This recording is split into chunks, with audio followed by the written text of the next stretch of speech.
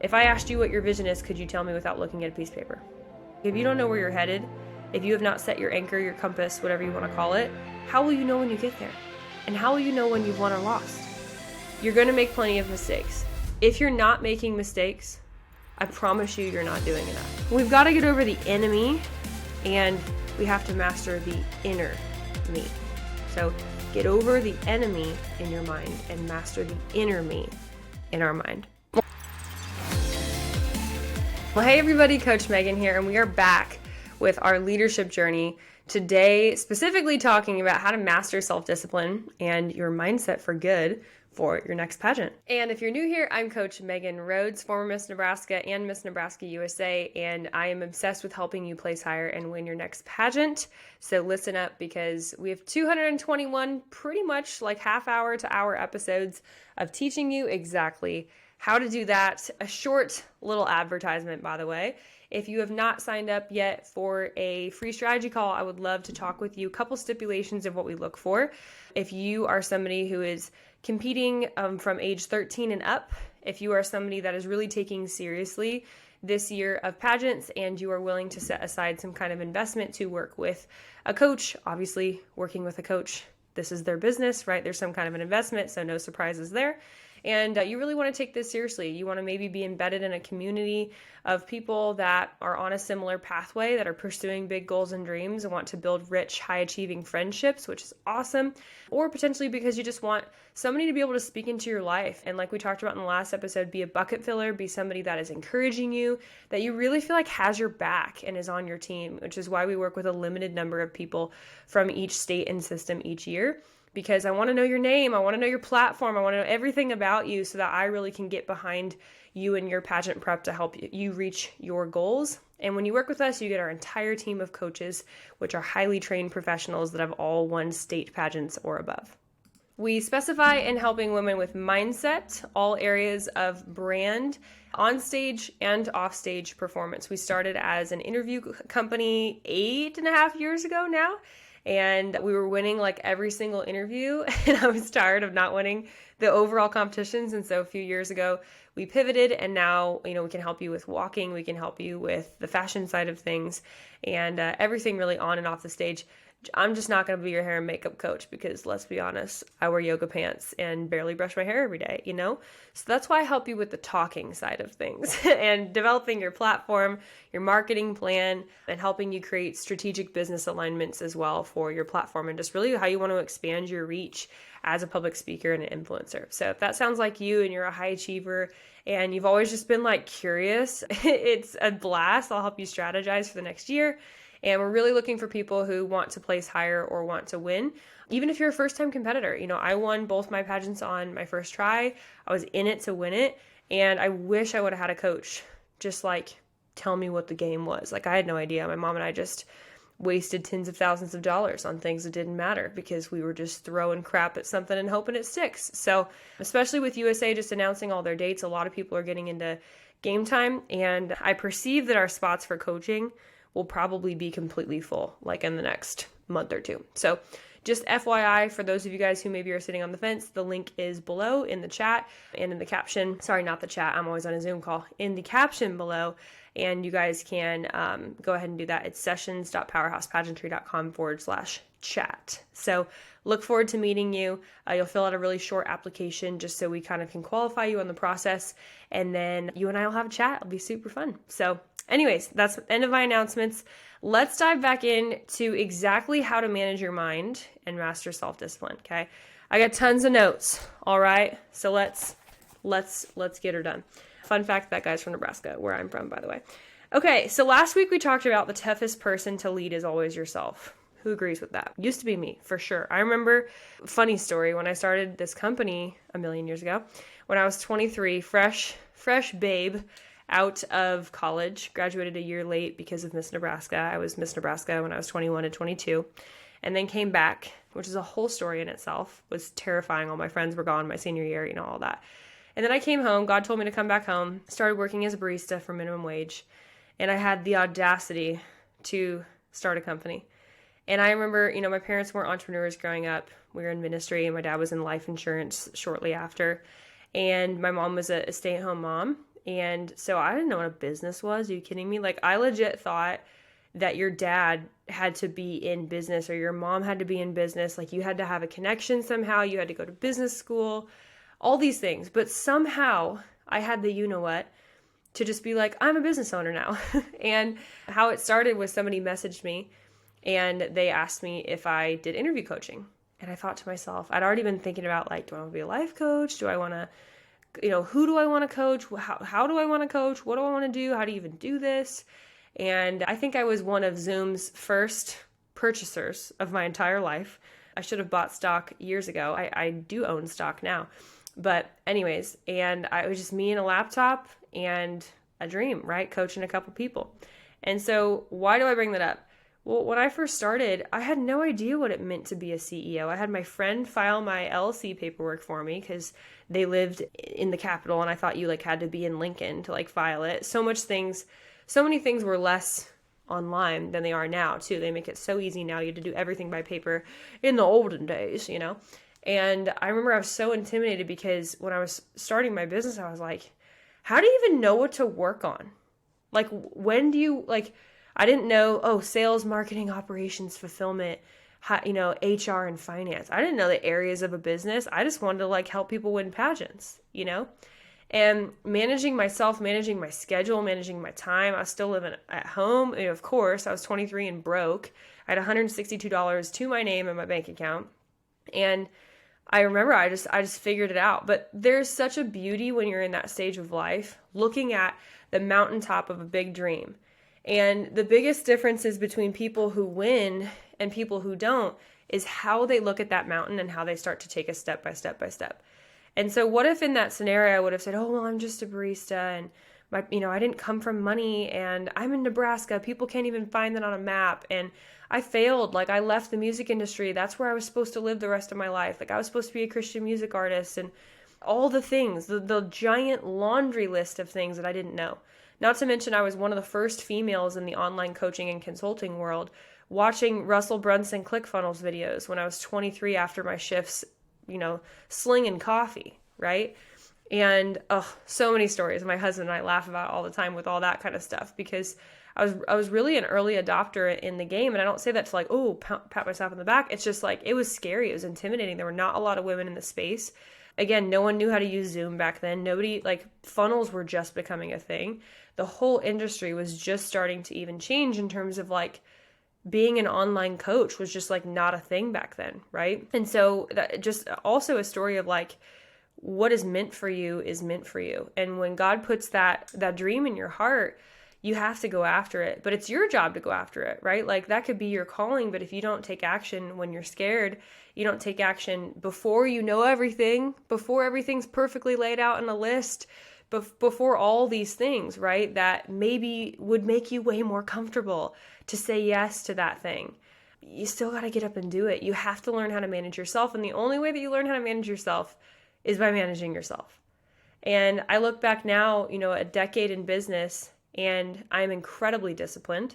I'm incredibly hardworking. Nobody works harder than me my team are rock stars, let's be honest. But I set at a point to they know that I work more hours than a lot of my people work part-time because I want them to have work-life balance. So, right, they know I'm working 40, 50 hours a week right now. I have a child on the way. So I'm setting up my business even now to where I can work less when baby comes in August, right? These different things. And I only know how to do that because of 10 years of failing forward, 10 years of asking questions, 10 years of surrounding myself with mentors, 10 years of, to this point, I've spent over $150,000, not that matters, but on coaches to tell me what to do. And whenever I'm at an impasse, you guys, this just happened back in December, where I was like, I need this one thing. I need to know how to do this. What did I do? Spent 15 grand, hired a coach, right?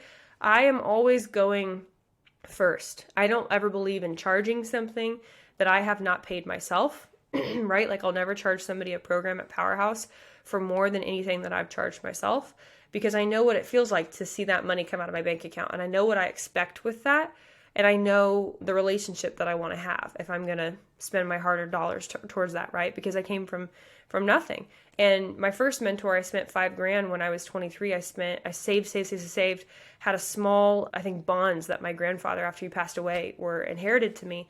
And this chick ran off with $5,000 of my money and then 6 years later asked me for a testimonial. The audacity, literally.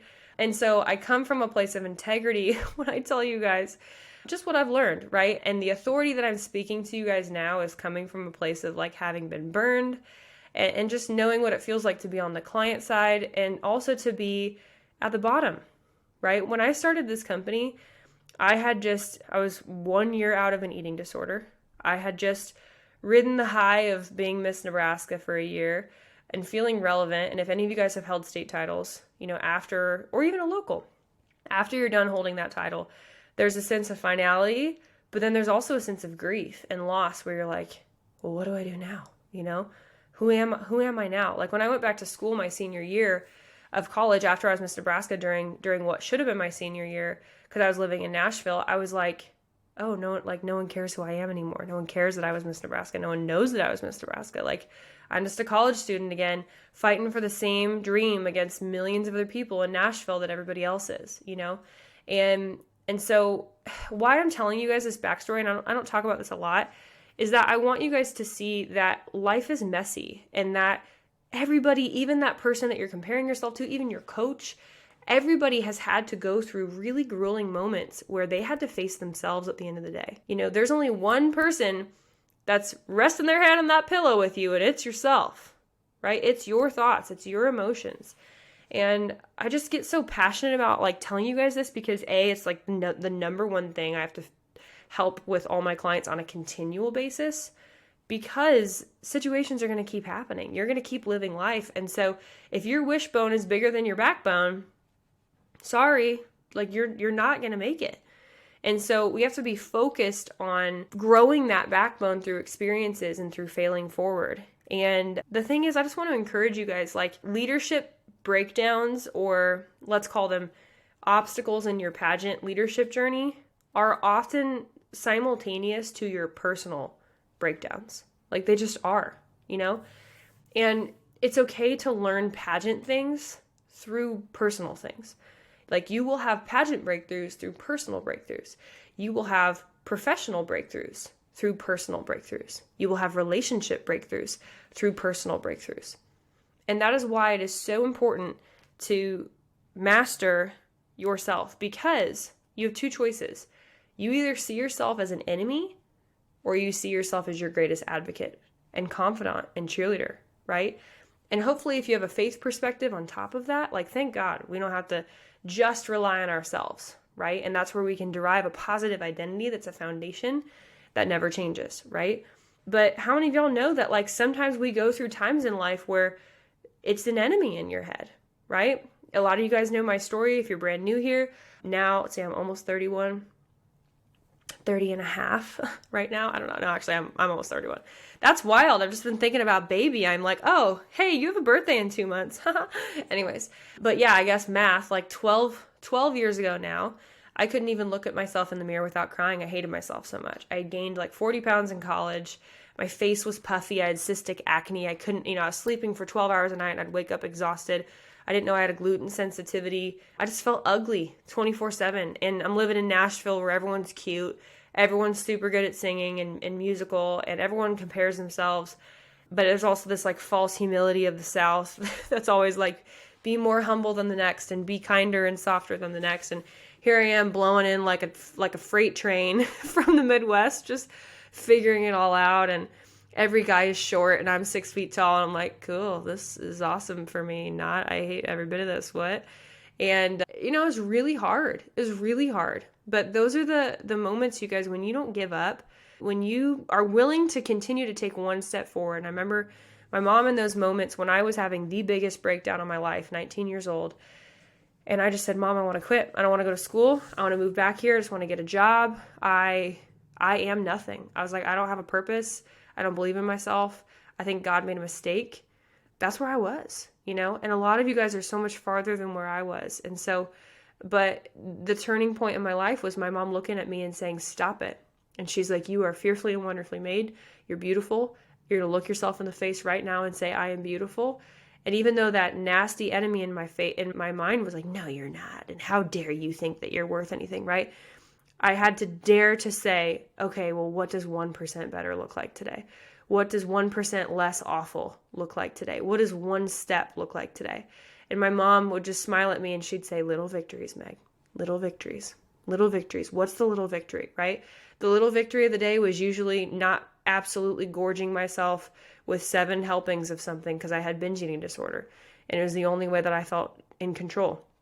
I had no idea how to manage my emotions. Podcasts were barely a thing back then. I had no one to teach me how to say, hey, Megan, you eat when you're disappointed. Hey, Megan, you eat when you're bored, but you're not really bored. You just are purposeless. And you're a high achiever that needs something to do because you're a freaking entrepreneur with ADHD. And you need to constantly be stimulated with your purpose, because that's what life should feel like, is driven by purpose. And people do stupid things when they don't know their purpose. If you want to hear an amazing sermon, maybe you guys can request this, but one of my husband's favorite, like my favorite messages of my husband, is him talking to men about their purpose. And you know what? We need to record an episode of that on our show, Wealthy Christian. I'm putting that in my notes right now. Purpose, Landon. Because it's like one of my favorite things, like when I just see him like pouring into dudes and they just like soak it all up because he's such a great leader. Talk about managing themselves. My husband is a machine. Like, he's just awesome. That's why I respect and love him so much. And one of the things he always talks about is he's like, one of the most dangerous types of men in the world is a man without a purpose. And you guys have met these men, right? What do? They do stupid stuff. If you've met a man without a purpose, they are the worst versions of themselves. And same with a woman, you know? Whether that purpose is to get married and have an amazing family and raise your family as your full-time job, or whether it's a career or a combination of the two, or whatever, right? But without a vision, the people perish, right? That word perish is to be taken seriously. I'm pretty sure that word actually means like a piece of fruit, like rotting, right? Decaying. And I'm sure some of you guys have probably felt that way even in your life, like going through a season of just feeling like you're just spinning your wheels and you're just kind of existing. It's probably because you need a clearer vision of what your purpose is. And your purpose extends so far beyond pageants, you guys. Like, please don't let it just be pageants, okay? Like, there's so much more world out there than just that. Let me tell you, you're going to be massively upset if your entire identity is in this pageant. And it's going to come across like you want it too bad, and it's going to come across extremely needy. As opposed to, you have a purpose that extends beyond the pageant. You have a vision that extends beyond the pageant. But part of that vision includes winning Miss North Carolina, winning Miss West Virginia, whatever it is, okay? And so let your pageant vision be included in that, but see beyond that night of crowning. And that will be something that massively changes the way that you show up. And that vision will help you get out of bed every day because you have a purpose, okay? So we've got to get over the enemy, and we have to master the inner me. So get over the enemy in your mind and master the inner me in our mind, okay? We talked about you're going to make plenty of mistakes, okay?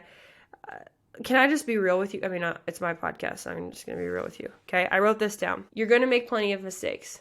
If you're not making mistakes, I promise you're not doing enough. You say you want to win Miss Wisconsin. You say you want to win Miss Texas. If you cannot rattle off the times that you tried things and it didn't work, I promise you're probably not doing enough. Or you're doing stuff, but you're not moving fast enough, or you're not doing the right things. You're playing it safe. The person who is, however, the person who is failing, not for the purpose of failing, not trying to fail, the person who is taking massive imperfect action, what they're doing is they're not only outperforming you, but they're outlearning you. And what is so dangerous about the other person who is willing to fail and fail forward more than you are is that person will be gathering so much data on how to do it right, how to do it better, the Edison light bulb effect. And they're going to get to that 1,000th way to not build a light bulb, boom, and the light goes on. And you're still living in darkness. And that is the most dangerous place that you could ever be if you think that you got it. Oh, well, I placed top 5 last year and that girl didn't even place, so I'm not worried about her. Well, you should be worried about her, because what you don't know is she's trying to figure out the light bulb when you're sitting on your laurels being like, oh, I only have to work on unstaged question this year. That's my only area of weakness. I'm like, okay, maybe. But if you sit and do nothing, things only move forward or backwards. They actually don't stay the same. So, honey, you're getting worse, whether you know it or not. And so don't let that other person try more things and learn more things. And learning comes from doing. It's just the way that it works, okay? Here are 5 things to really help you learn to manage yourself, okay? Number 1, ability to cast vision, okay? Without the vision, the people perish. Like if you don't know where you're headed, if you have not set your anchor, your compass, whatever you want to call it, how will you know when you get there? And how will you know when you've won or lost? You won't, okay? And if you haven't conquered that enemy yet, that inner me, then that inner me is just going to say, you're failing, you're a piece of crap, you're terrible, you're losing, you're behind, blah, blah, blah, blah, blah. And that's going to take water out of your bucket. It's going to ruin your attitude. You're probably going to walk around super negative. People aren't going to want to be around you. Or you're just tired, right? Oh, I don't have the energy to go to the gym. I really don't want to practice interview today. I really don't want to book a call. I really don't want to message my coach in Slack. I don't want to tell her what's going on because she'll probably just shame me anyway. She'll probably be disappointed in me. No. No. Not true. First of all, I'll never shame anyone for anything. It's not in my nature. It's literally not in my DNA. But that's the enemy talking, okay? That's not reality. And we need to start questioning the thoughts in our head. I talk about this, I think, on the next page. I have so many more pages of notes, guys. It's going to be like 3 podcasts. But we have to carefully examine the thoughts in our heads and stop living them. Stop allowing them to live rent-free. Okay, got to go faster. Number 2, you have to learn how to prioritize. If everything's a priority, nothing's a priority. Okay? If everything is a priority, nothing's a priority. Again, learn by doing. It doesn't mean you have to be perfect. There's not usually like even a right priority. It's just make a decision and stick with it, right? Well, is it right to go to the gym in the morning or the evening? I don't care. Just put it in your schedule and do it when you say you're going to do it. That will create a sense of integrity. It'll create a sense of confidence. Confidence comes from integrity. Confidence comes from, I said I was going to do something. I said I was going to drink my gallon, and I drank my gallon. Wow, that feels so good. I accomplished that. I'm proud of myself. Well, what else can I do? Maybe I could walk 3 miles today. Maybe I could start with a half mile. Maybe I could just take a 15-minute walk before it's dark, okay? And when you stack those actions on top of each other, just doing what you said you were going to do, your body and your spirit and your mind are congruent, and you're like, we're awesome. What else? It literally creates endorphins, and that congruency gives you inner peace, okay? Anxiety, some of anxiety and some of negative self-talk comes from you being out of alignment with what you are constantly telling yourself to do.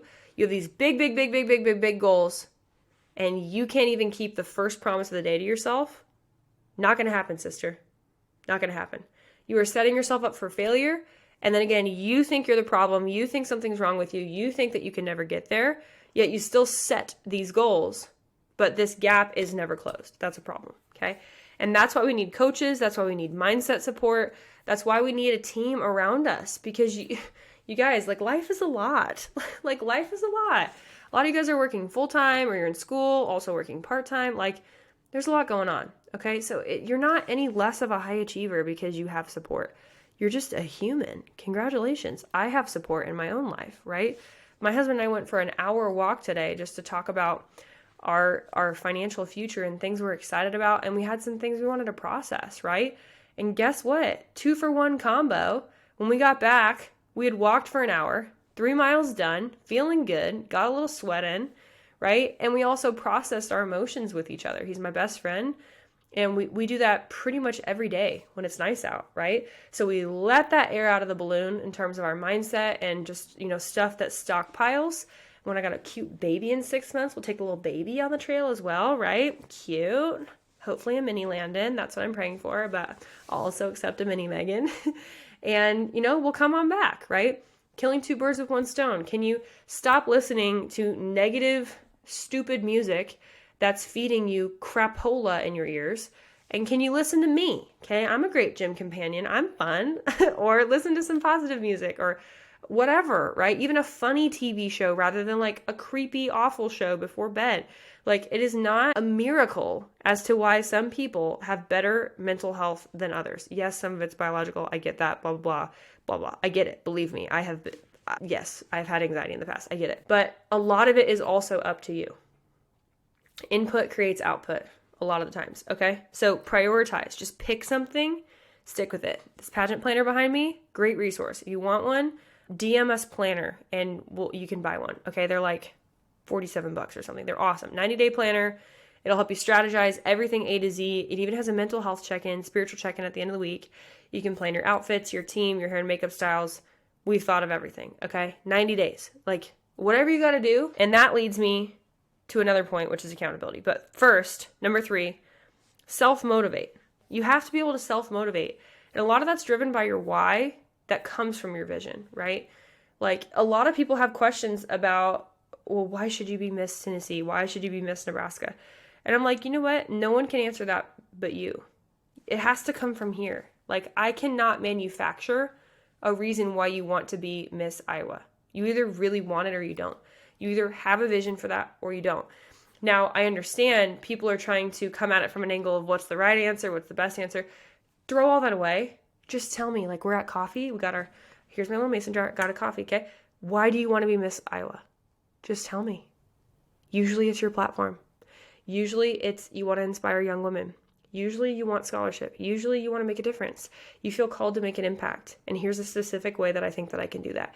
It's not hard, but it needs to be authentic and it needs to be real, okay?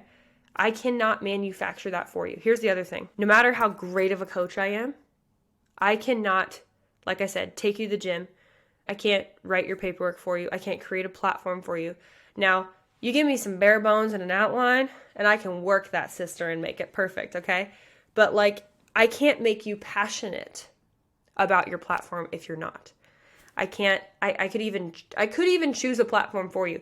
But, like, the biggest difference that I see between the highest achieving clients that really do the best and clients that tell me that they want it but they don't place the way that their intentions were, I just look at their action. I look at how active they are in Slack. I look at how many of our Powerhouse Club meetings they're attending. I look at if they're booking their sessions well, if they're showing up on time. Like, I just watch their life. It's not that hard. It's not because I like one or I don't like one. I love all my clients equally. But they lead the charge of how they show up. And it's just so easy to tell. The people that win are self-motivated. They keep that vision before their eyes every single day. And ain't nobody ripping that from them, you know? And it's so beautiful. And so if you're not in that place, like, I just encourage you, like, what do you need to do to reinvigorate that passion? What do you need to do to stir it up? Like the Bible says, stir up the gift of faith in you. And it says through worship and praise, we can lift off heavy garments of heaviness and just, you know? And sometimes you just need to do that. You might need to, like, dance around your house. You might need to, like, I don't know, go to where your platform stuff is happening and hang out with the people and ask them their stories and sit with people and be reminded at, like, a heart level of why you chose this in the first place and why this matters to you. You know, and then have your checks and balances too, just making sure that this is a global level initiative that you can really relate to all people in your state and that it's not too niche, you know, like trying to get everybody to knit. Like, okay, great. Probably not everyone's going to get behind that, but creativity we can get behind, or having things like my therapist told me to knit because she told me to relax. I need to be doing something. So I started making tie blanket like this one. I just made my sister one for her little baby and for her, you know, and she's like, you made this? I was like, yeah, it's literally not that hard at all. But I make tie blankets and I watch, you know, funny movies, and it's like the best self-care in the world to me. And so got off track there. Anyways, but you know, you could adopt a crafting thing or something that you like and attach it to mental health or attach it to emotional well-being, self-regulation, like all those things, which everybody needs to learn about, right? And so, and again, that's why we have coaches, because my marketing business brain can immediately juxtapose things and put them together that normally would have nothing to do with each other. And I'm like, boom, this is cool. How do you feel about this? Does that light your heart on fire? You get excited? But no one can create that passion for you, okay? So if you're not feeling self-motivated, like I said, you're probably disconnected from your why, 99% chance, and you probably have let go of your vision. If I asked you what your vision is, could you tell me without looking at a piece of paper? Probably not. Okay. Number 4, acting with integrity. We talked about that earlier. If you are constantly breaking promises to yourself, good luck, sister. You're not gaining confidence. You're actively breaking confidence every day, okay? Why are people confident that are confident? It's like a force behind them. You can feel it. It's like there's this chutzpah of like, yeah, I trust them. Yeah, they mean that. Yeah, I believe her, right? Well, how do you get there? It's by doing 1,000, probably, thousands of tiny things every single day in congruency with what you said you were going to do and then doing it, okay? And then number 5 is repeat. So ability to cast the vision, prioritize, self-motivate, act with integrity, and repeat, okay? And like I said, you're not going to be perfect today. You're not going to be perfect tomorrow. You're not going to be perfect literally ever, okay? Only our good man Jesus is perfect. And that's awesome because take that pressure off, okay? But I do want this to be a healthy shaking of you today. We're getting to crunch time, okay?